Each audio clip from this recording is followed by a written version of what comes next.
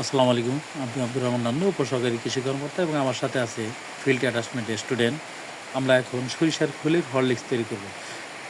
4 litre পানিতে 1 KG সরিষার খোল ভিজে রাখবো 7 দিন। 7 দিন পরে আমরা 100 গ্রাম ডিএপি সার যোগ করব।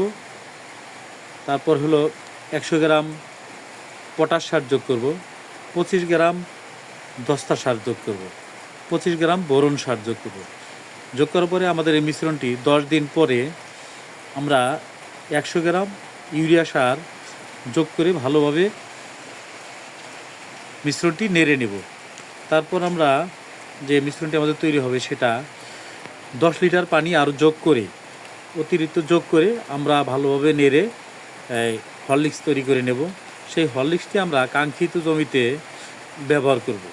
সেই ক্ষেত্রে আমাদেরকে প্রতিটা গাছে বা প্রতিটা মাদায় আমাদেরকে হাফ থেকে 1 লিটার হরলিক্স প্রয়োগ করতে পারবো।